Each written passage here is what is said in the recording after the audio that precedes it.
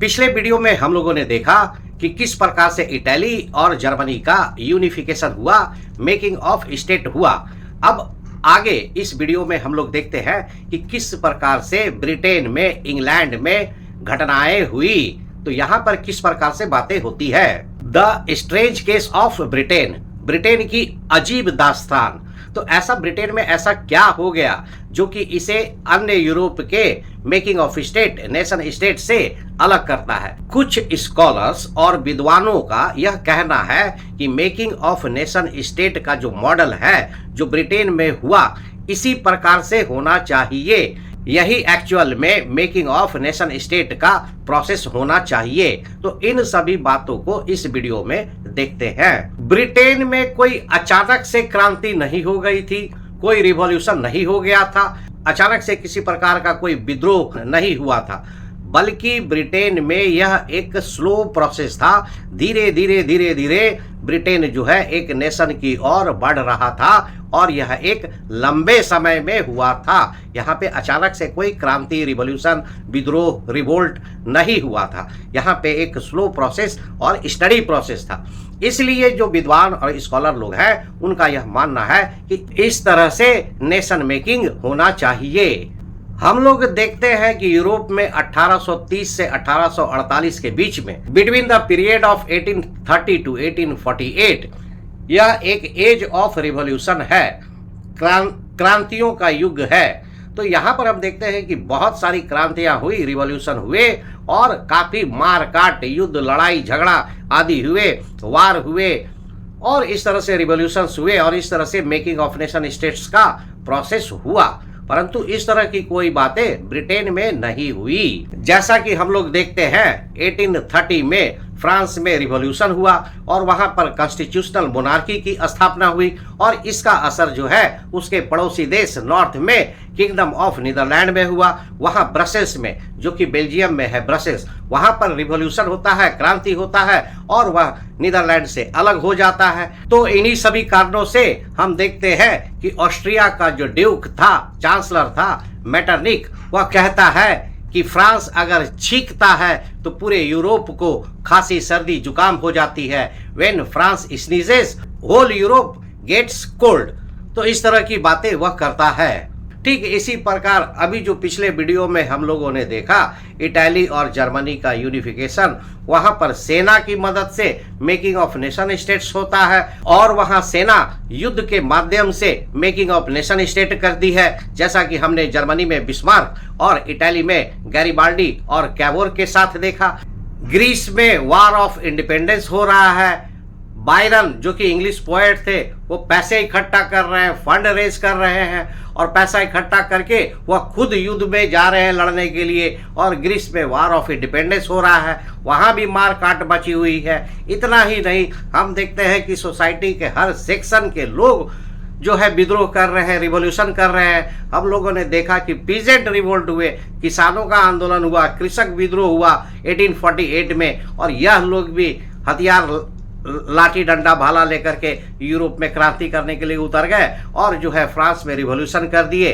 और वहां पर फिर जो कॉन्स्टिट्यूशनल हेड था लुइस फिलिप, उसको वहां पे अपना धोती, पगड़ी, डंडा, लोटा, गमछा लेकर के भागना पड़ा।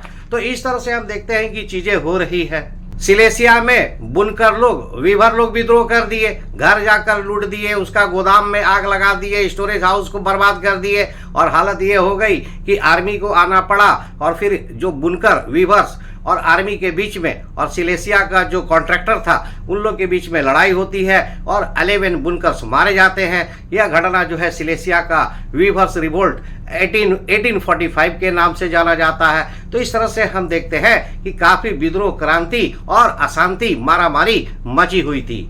लिबरल्स के बीच से रिवॉल्यूशनरी ग्रुप का जन्म हो रहा है और यह जो मेजिनी भैया हैं, यह जो है एकदम काली माता का रूप धारण कर लिए हैं और पूरा यूरोप में, इटली में मार काट बचाए हुए हैं। सरकार जो है, कंजर्वेटिव सरकार जो है, परेशान है और इनसे डर गई है, भयभीत हो गई है और मेटरनिक को कहना पड़ रहा है कि यह जो मेजिनी है हमारी कंजर्वेटिव सरकार के लिए सबसे बड़ा खतरा है। और इन मेजिनी भैया ने खुद कार्बोनरी ग्रुप ज्वाइन कर लिया है, जो कि एक क्रांतिकारी ग्रुप है, रिवोल्यूशनरी ग्रुप है। और यहाँ से भी मन नहीं भरा तो उन्होंने यंग इटली, यंग यूरोप का गठन कर दिया। और यूरोप में बाकी लोगों ने भी मेजिनी की देखा देखी यूरोप में भी काफी क्रांतिकारी ग्रुप, रिवोल्यूशनरीज ग्रुप का, सीक्रेट सोसाइटी का, अंडरग्राउंड सोसाइटी का निर्माण कर दिया। इस तरह से हम देखते हैं कि यूरोप में काफी मारपीट, मारामारी मची हुई है। तो मार काट, युद्ध, लड़ाई, मारपीट, रिवॉल्यूशन, क्रांति पूरे यूरोप में मची हुई थी। परंतु इस तरह की कोई घटना ब्रिटेन में नहीं होती है। इसलिए ब्रिटेन का जो मेकिंग ऑफ नेशन स्टेट है उसका प्रोसेस बिल्कुल अलग है। इसलिए स्कॉलर्स और विद्वानों ने कहा कि इस तरह से ही मॉडल होना चाहिए मेकिंग ऑफ नेशन स्टेट का। तो ब्रिटेन के नेशन मेकिंग को समझने से पहले थोड़ा ब्रिटेन की हिस्ट्री को, इतिहास को देखते हैं। 18th सेंचुरी से पहले ब्रिटेन एक नेशन स्टेट नहीं था। ब्रिटेन के जो लोग थे बेसिकली वे लोग एथनिक कल्चर से बिलोंग करते थे। एथनिक कल्चर मतलब जिनका की कॉमन ओरिजिन हो, कॉमन रेस हो, कॉमन ट्राइब्स हो, कॉमन कल्चर हो। मतलब कहने का मतलब है एक कॉमन कल्चर के रूप में रहते थे। जैसे कि आप बड़े बड़े शॉप्स या मॉल में जाते हैं तो वहां पर देखते हैं कि एथनिक ड्रेसेस, तो यह एक कॉमन कल्चर की पहचान होती है। इस तरह से ब्रिटेन में एथनिक कल्चर के लोग रहते थे। ब्रिटेन में मेनली 4 तरह के एथनिक क्लासेस थे: English, Wales, Scottish and Irish. English, Wales, Scot and Irish, ये सभी एथनिक ग्रुप के अपने अपने कल्चर थे, अपने अपने पॉलिटिकल ट्रेडिशन थे, अपने अपने ढंग से वहां पर मोनार्की, राजा रानी का सिस्टम था, अपना अपना कॉमन कल्चर था। धीरे धीरे हम देखते हैं कि समय के साथ साथ इंग्लैंड का वैल्यू बढ़ने लगता है, क्योंकि उसके पास वेल्थ में, पावर में ग्रोथ होता है, वृद्धि होती है और उसका इंपॉर्टेंस बढ़ने लगता है। ऐसा क्यों? अगर आपको ध्यान होगा तो यूरोप में सबसे पहले इंग्लैंड में ही इंडस्ट्रियल रिवॉल्यूशन हुआ था, औद्योगिक क्रांति, इंडस्ट्रियल रिवॉल्यूशन। तो इस इंडस्ट्रियल रिवॉल्यूशन के कारण ट्रेड एंड इकोनॉमी का ग्रोथ होता है, डेवलपमेंट होता है और वहां पर पैसा, पावर, इकोनॉमी आती है। तो यह कोई नया बात तो है नहीं। पैसा के साथ, वेल्थ के साथ पावर और इंपॉर्टेंस तो आती ही आती है। आज अंबानी के पास पैसा है, अडानी के पास पैसा है, तो देख लीजिए कितना पावर और कितना इंपॉर्टेंस है। आपके पास भी पैसा आ जाएगा तो आपका भी पावर और इंपॉर्टेंस बढ़ जाएगा। तो इसी तरह से इंग्लैंड के पास पैसा, वेल्थ आ जाता है इंडस्ट्रियल ग्रोथ के कारण, तो उसकी वैल्यू, इंपॉर्टेंस और पावर में वृद्धि हो जाती है, इंक्रीज हो जाता है। इस कारण से यह जो इंग्लैंड था, बाकी के जो इसके अगल बगल के क्षेत्र थे, एरिया थे, जैसे कि नॉर्थ में स्कॉटलैंड, वेस्ट में वेल्स और थोड़ा और अधिक वेस्ट में आयरलैंड। हालांकि वेल्स जो है बहुत समय पहले से ही इंग्लैंड के साथ जुड़ा हुआ था, काफी पहले से ही वेल्स जो है इंग्लैंड में जुड़ा हुआ था और यह इंडस्ट्रियल रिवॉल्यूशन के समय में इंग्लैंड और वेल्स एक ही साथ थे। 1688 में एक लंबे प्रोट्रैक्टेड कॉन्फ्लिक्ट के बाद, प्रोट्रैक्टेड कॉन्फ्लिक्ट मतलब एक लंबा विरोध, लंबे विरोध के बाद, प्रोट्रैक्टेड कॉन्फ्लिक्ट के बाद इंग्लिश पार्लियामेंट ने मोनार्की से, राजा से उसके अधिकार छीन लिए, सीज कर लिए। तो हम देखते हैं कि वेल्स जो है ऑलरेडी इंग्लैंड के साथ इनकॉर्पोरेटेड हो गया है, उसमें जुड़ चुका है। मोनार्की से पावर जो है सीज कर ली गई है और 1688 में यह अधिकार इंग्लिश पार्लियामेंट के पास आ चुकी है। तो इस तरह से जो है इंग्लैंड नेशन मेकिंग की ओर धीरे धीरे बढ़ रहा है। आगे बढ़ने से पहले थोड़ा ब्रिटेन और उसके आसपास के ज्योग्राफिकल टर्म्स को भी समझना जरूरी है।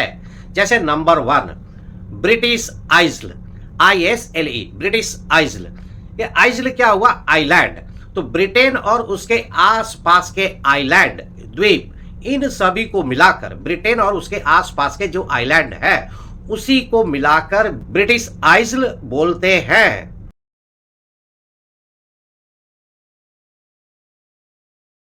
ब्रिटेन के नॉर्थ में स्कॉटलैंड है, तो ब्रिटेन और स्कॉटलैंड को मिलाकर ग्रेट ब्रिटेन बोलते हैं। Britain plus Scotland great Britain. Britain के वेस्ट में आयरलैंड है, आयरलैंड में नॉर्थ आयरलैंड और साउथ आयरलैंड है।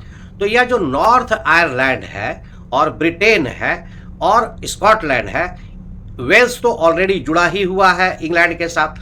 तो ये जो England plus Wales plus Scotland plus Ireland, North Ireland, इन चारों को मिलाकर यूनाइटेड किंगडम ऑफ ब्रिटेन बोलते हैं। तो 3 वर्ड हो गया, ब्रिटेन जिसमें कि इंग्लैंड प्लस वेल्स है, ग्रेट ब्रिटेन जिसमें कि इंग्लैंड वेल्स के साथ स्कॉटलैंड भी जुड़ा हुआ है, और यूनाइटेड किंगडम ऑफ ब्रिटेन उसमें अब नॉर्थ आयरलैंड भी ऐड हो जा रहा है, मतलब England plus Wales plus Scotland और प्लस नॉर्थ आयरलैंड। तो यह चारों को मिलाकर यूनाइटेड किंगडम ऑफ ब्रिटेन बोलते हैं। तो ब्रिटिश आइल्स, ब्रिटेन और आसपास के जो है आइलैंड्स, ब्रिटेन यानी कि ओनली इंग्लैंड वाला पार्ट, ग्रेट ब्रिटेन मतलब कि Scotland plus England plus Wales, और यूनाइटेड किंगडम ऑफ ब्रिटेन मतलब अब उस पे नॉर्थ आयरलैंड भी ऐड हो जाएगा। तो Britain plus Wales plus Scotland plus North Ireland, तो यह है यूनाइटेड किंगडम ऑफ ब्रिटेन।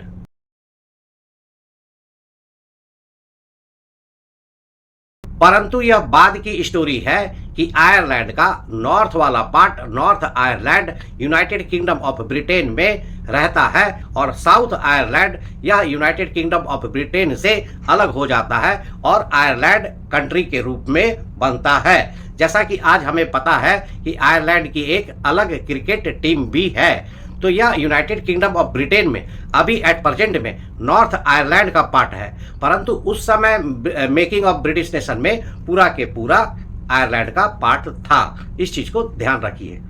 तो अब आगे बढ़ते हैं। 1688 में इंग्लिश पार्लियामेंट जो है मोनार्की से कॉन्स्टिट्यूशनल राइट ले चुकी है, उसके पावर को सीज कर चुकी है, और अब 1707 में एक एक्ट ऑफ यूनियन इंग्लैंड की पार्लियामेंट में, ब्रिटिश पार्लियामेंट में पास किया जाता है। Act of union 1707। यह act of union Britain plus Scotland के लिए किया जाता है और यहां से ही यूनाइटेड किंगडम ऑफ ब्रिटेन बनने का प्रोसेस शुरू होता है। तो इंग्लैंड और स्कॉटलैंड के बीच में 1707 में जो एक्ट ऑफ यूनियन आती है, इसके तहत ग्रेट ब्रिटेन का निर्माण होता है। यही आगे बाद में चलकर आयरलैंड के मिलने से यूनाइटेड किंगडम ऑफ ब्रिटेन बन जाता है। यहाँ पर एक बात ध्यान रखिए, ब्रिटेन के नेशन स्टेट बनने में इंग्लैंड का सेंट्रल रोल है, मेन भूमिका है। इसी ने ब्रिटेन को नेशन स्टेट बनने में सबसे महत्वपूर्ण भूमिका निभाई थी। England acted as a central character for making British nation. 1707 में एक्ट ऑफ यूनियन के द्वारा ब्रिटेन और स्कॉटलैंड का समझौता हो जाता है, ग्रेट ब्रिटेन बन जाता है। परंतु हम देखते हैं कि पार्लियामेंट में इंग्लैंड का डोमिनेंस, प्रभुत्व, वर्चस्व बना रहता है। स्कॉटलैंड में ब्रिटिश का प्रभाव बढ़ने से स्कॉटलैंड का जो अपना एक डिस्टिंक्ट कल्चर था, एक अलग कल्चर था, या उसका एक अलग पॉलिटिकल सिस्टम था, वह अब समाप्त होने लगता है और ब्रिटेन का प्रभाव बढ़ जाता है। तो यह नेचुरल है, स्वाभाविक है कि जब किसी चीज का इन्फ्लुएंस, किसी चीज का प्रभाव किसी के ऊपर पड़ेगा तो वहां पर विरोध तो होगा ही होगा। तो हम देखते हैं कि ये लोग जो बेसिकली एक क्रिश्चियनिटी में बिलीव करने वाले स्टेट हैं, तो यहाँ पर जो स्कॉटलैंड में जो कैथोलिक्स थे, ये लोग जो है इस चीज का विरोध करते हैं, परंतु इनको सप्रेस कर दिया जाता है, इनको दबा दिया जाता है। यहाँ पर जो लोकल लैंग्वेज थी जो स्कॉटलैंड में बोली जाती थी, गायलिक लैंग्वेज, तो गायलिक भाषा पर प्रतिबंध लगा दिया जाता है। उनके जो ट्रेडिशनल स्कॉटिश ड्रेस थे उसको पहनने पर प्रतिबंध लगाया जाता है, और जो लोग इस चीज का विरोध करते हैं उन्हें स्कॉटलैंड के होमलैंड से, मतलब स्कॉटलैंड का जो मेन एरिया था वहां से बाहर फोर्सफुली जबरदस्ती वहां से बाहर निकाल दिया जाता है, जिससे कि वहां पर इंग्लैंड का, ब्रिटेन का विरोध करने वाला कोई ना रहे। तो इस तरह से हम देखते हैं कि 1707 के एक्ट ऑफ यूनियन के द्वारा स्कॉटलैंड को ब्रिटेन में मिला लिया जाता है और ग्रेटर ब्रिटेन का निर्माण होता है, जो बाद में चलकर आयरलैंड के मिलने से यूनाइटेड किंगडम ऑफ ब्रिटेन बनता है।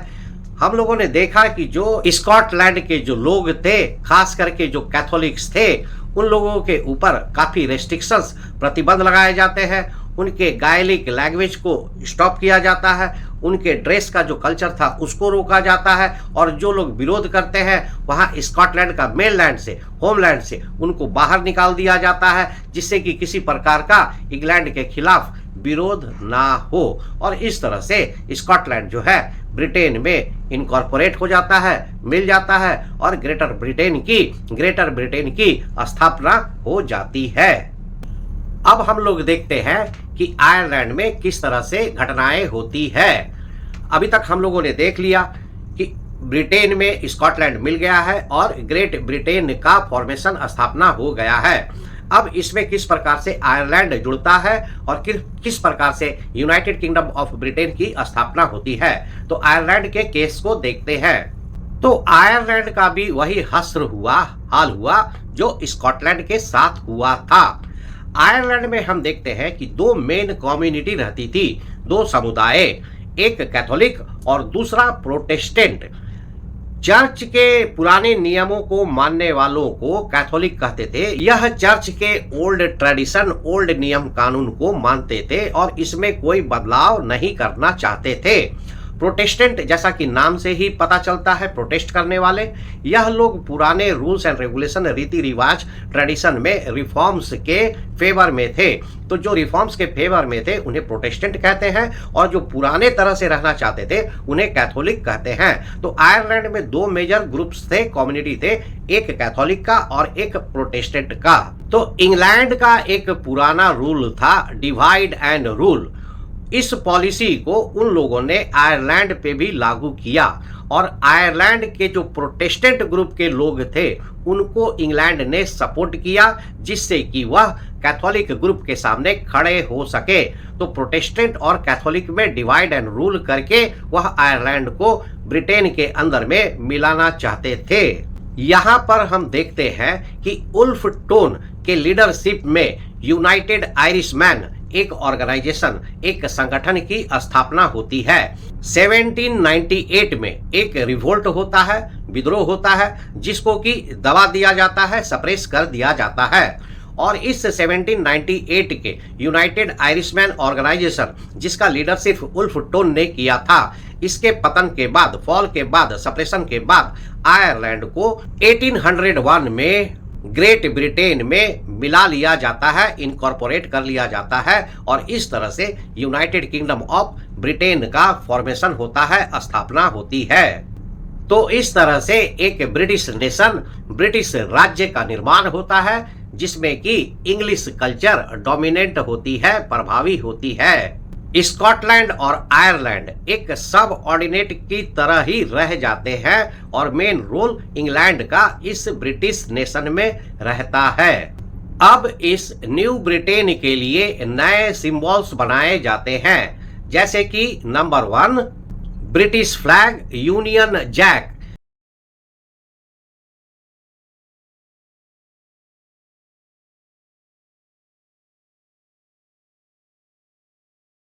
जिसको कि इंग्लैंड, स्कॉटलैंड और आयरलैंड, यह तीनों के फ्लैग को मिलाकर बनाया जाता है ब्रिटिश फ्लैग, जिसका नाम था यूनियन जैक। एक नेशनल एंथम बनाया जाता है, God save our noble king, God save our noble king. और तीसरा, इंग्लिश लैंग्वेज को एक्टिवली प्रमोट किया जाता है, और पूरे यूनाइटेड किंगडम ऑफ ब्रिटेन में अब इंग्लिश लैंग्वेज एक प्रमुखता के साथ उभर कर सामने आती है। तो इस तरह से हम देखते हैं कि 1707 के एक्ट ऑफ यूनियन के साथ स्कॉटलैंड ब्रिटेन में मिल जाता है और ग्रेट ब्रिटेन की स्थापना होती है। 1801 में आयरलैंड को भी मिला लिया जाता है और ग्रेट ब्रिटेन से अब यूनाइटेड किंगडम ऑफ ब्रिटेन बन जाता है। अभी तक के इस मेकिंग ऑफ नेशन ब्रिटेन के प्रोसेस में हम लोगों ने देखा कि यूरोप में या यूरोप के बाकी हिस्सों में जिस तरह से रिवॉल्यूशंस चले उस तरह की कोई प्रोसेस या प्रक्रिया ब्रिटेन में नहीं हुई थी और यह यूरोप के अन्य भागों से कंपैरेटिवली बहुत ही शांत तरीके से एक नेशन मेकिंग में आगे बढ़ता है। यहाँ पर यूरोप के रिवॉल्यूशंस या जिस तरह से उथल पुथल अपहीवल हुए थे उस तरह की किसी प्रकार की घटना मेकिंग ऑफ ब्रिटिश नेशन में देखने को नहीं मिलती है। इसलिए स्कॉलर्स और विद्वानों ने कहा है कि अगर मेकिंग नेशन का कोई प्रोसेस होना चाहिए तो इसके लिए ब्रिटेन का मॉडल सबसे बेस्ट है। तो अभी तक के वीडियो में इतना ही। नेक्स्ट वीडियो में हम लोग देखेंगे कि विजुअलाइजिंग द नेशन कैसे किया जाएगा। पहले यह राजा या फिर उसके राजमहल या कुछ इस तरह के फोटो या पोर्ट्रेट या चित्र के माध्यम से हम लोग यह दिखा देते थे, परंतु अब एक देश को दिखाना है तो यह देश को कैसे विजुअलाइज किया जाए, उसको कैसे पोर्ट्रेट किया जाए या पेंट किया जाए या उसका फोटो या चित्र बनाया जाए जिससे कि पता चले कि यह नेशन है। तो इन सभी बातों को नेक्स्ट वीडियो में देखेंगे, विजुअलाइजिंग द नेशन।